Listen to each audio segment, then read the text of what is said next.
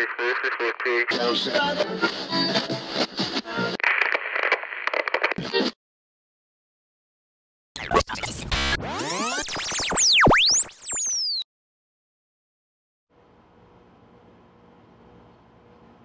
welcome again to my program, Tell to My Heart, audio version, aray ko. Pasensya na kung ngayon lang ako nakapag-upload ulit ng audio. Kababalik ko lang kasi mula sa bakasyon ng isang araw. Actually, kahapon lang. Hindi pa talaga ako nakakapagpahinga. Hirap kasi nung nai-stress ka, yung wala kang ginagawa, pero stress ka. Ano yun? Pagka parang, yun na nga, hindi ako nagtatrabaho, diba? Pero, sobrang, ang dami kong oras, isip ako ng isip kung ano yung mga pwede kong gawin. Doon ako nai-stress. Dahil wala nga ako magawa sa buhay ko.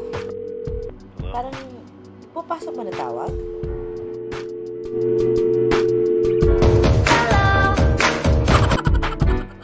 Party rin ba tayo dito? O may napindot ka lang? Minsan kasi itong staff ko dito sa likod. Staff. Kasi nga nag-iisa lang siya. Hindi ko afford magbayad ng staff. Di sana kung marami, di ba? Sinabi ko, staff. Ano ba kasing pinagkakalikod mo dyan? Ang hilig-hilig mo mga likod. Lagi.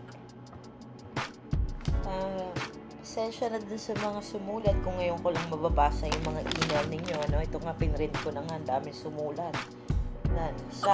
Isa. 5. Okay? Ang ating first letter sender ay si Baldo. Huwag natin siyang itago sa pangalang Baldo. Kamusta ka naman, Diwata? Okay parang close tayo as in rubbing elbows. Sana matulungan mo ako sa dinadala ko. Sa tingin ko kasi naibig ata ako. So hindi ko pa sigurado, boy. Sa isang lesbianang kaibigan ko. At ganun din kaya siya sa akin? Nagbulan ako, please tulong naman po. By the way, binabai po ako. Okay? Alam mo, Baldo, yung problema mo medyo mabigat nga. Kung ako sa'yo, tigil mo na yung ilusyon mo hanggat maaga pa bago ka pa mabigusan yung friend mo. Ang ating second letter ay galing kay Batman. Ako po ay naibig sa isang tao na ang tanda sa akin ay 9 na taon. Nagkakilala po kami nung ako'y 8 years old pa lamang at siya na may 17 years old. Okay, so nung nangyari to, matagal na panahon na to. Kinukwento na lang niya. Okay, so 8 years old siya, meron siyang nakilalang 17 years old. So, 9 na taon yung agwat nila. Okay? O, bata tong sumulat na to. Dahil kung ganon, I don't think this will be tolerated in this program. Because, kailangan din nito ng parental guidance. I mean, unless nanay niya sumulat nito, pinasulat niya yung nanay niya, no? Bata-bata mo pa. Kung ikaw yung sumulat, 8 years old ka ngayon, no? Naibigay sa 17 years old. Anong alam mo sa pag-ibig? Ang bata-bata mo pa. Anong papakain mo dyan? Ano ba? Batman? Anong ibig sabihin ng Batman? Batang manyak? Okay. Okay. May kasunod pa pala to sa likod. Kami po ay kasulukuyang namumuhay na ng tahimik at may isa na pong anak. Okay. So, anong problema dito?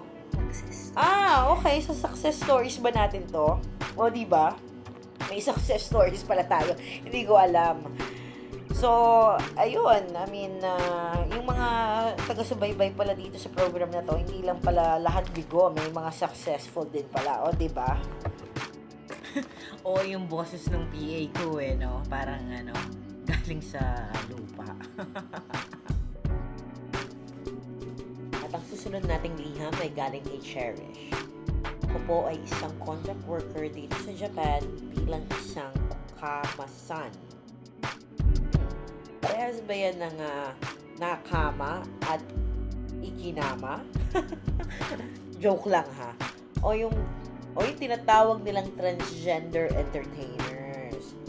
ako po'y 25 taong gulang na ngayong darating na Oktubre.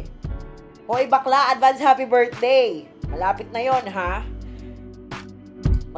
Nagsimula po akong maging entertainer nung ako'y 18 years old pa lamang. Mahusay naman ang pakisama sa akin ng amo ko at mga katrabaho ko sa club na aking pinapasukan. Haba? Parang anong kala mo dito sa TITMHRA ko? Pang autobiography? Anyways, salamat dahil napasulat ka at gusto mong i-share sa amin yung istorya mo. So, balik tayo sa sulat mo. Nakipagsapalaran ako dito sa Japan sa murang edad na 18 dahil na rin sa kahirapan sa ating bayan. Alam mo naman yon, di ba? Talandi ka, hindi ko alam yon. Hindi ako anak mahirap. Joke! May BF po kasi akong Hapon at ang problema, di ko niya alam na lalaki ako. Aray ko, muntik na ako mahulog sa kinauupuan ko. Mahal ko po siya at natatakot ako na iwanan niya ako kapag nalaman niya ang totoong pagkatao. Tulong naman po. Alam mo, cherish iha, kung mahal ka ng boyfriend mo, tatanggapin ka niyan. Kahit ano ka pa, kahit kabayo ka. Meron nga akong alam kabayo. Pero iniibig siya, diba? Hindi ko na sasabihin ang pangalan. Yung ginagawa mo, panloloko yan. Ikaw ba, gusto mo bang niloloko ka? Paano kung ang boyfriend mo, dating babae, hindi niya sinasabi sa'yo, okay lang ba sa'yo yun? Siyempre, ganun din siya, diba? Pero, ikaw pa din ang masusunod. Isip mo yun Sa akin, tayong kaibigan lamang. At, diba, hanggat kailan mo planong itago ang sexualidad mo sa BF mo. Mag-isip ka, naway nakatulong ako sa'yo. Naway naliwanagan ka sa sinabi ko sa'yo, no? So, good luck na lang sa inyo ng boyfriend mo. At ang susunod na liham ay galing kay Ana Cureta. Isa po akong full-time housewife. Masaya naman po ako, pero gusto ko magkaroon pa ng ibang pagkakaabalahan na may kabuluhan. Shit, ang lalim! Gaya ng charities. Paano kaya ito? May alam ka ba? Alam mo, iha, yung gusto mo parang parang pang first lady naman ang dating. Dami dyan. Pwede mong search online. Google mo kaya. Good luck sa tatakahaki mong career. Okay? Actually, ito na yung huli, no? Galing kay MJ. Madonna Joy for short. Tulungan nyo naman po ako sa dilema ko, sa klolo. Nafo-fall po ako sa taggupit ko ng buhok. Naibig ka sa isang parlorista. Gusto mong gumanda, no? Ang siste, binabai po siya. Hoy, iha, may shortage ba ng lalaki sa mundo? Alam mo, hanga ako sa'yo dahil bukas ang puso mo sa pag-ibig. Pero di sa din-discourage kita, ha? Pumuti man ang uwak at umitim man ang tagak. Yung kinalolokohan mo, bakla. Pag inibig mo, bakla, alam mo, lulumutin ka, iha. So, bakit parang inuulol yata ako nitong mga nag-send ng sulat na to, kagaya ng si Baldo. Naibig sa tibo, ito naman naibig sa bakla. Ba't di na lang kaya kayong pareho kayong sira? Naibig kayo sa imposible. Pero isipin mo, mag-aantay ka sa wala pag bakla ang inibig mo, at ganun ka rin, Baldo. Tutubuan kayo ng talaba sa leg nyo kapag ang inibig nyo bakla at tomboy, tapos hindi naman kayo homosexual or hindi naman kayo yung type nila, no? Yung nag-text. Ganda mo, diwata. Alam ko, no? Joke lang. Sabi dito sa text, may tanong siya, phone in question, no? Diba? Nag-phone in question na rin. Bakit daw lahat ng nakaka-phone call niya na maganda boses, sa personal hindi naman daw maganda? Sagot ko dyan, hindi ko alam.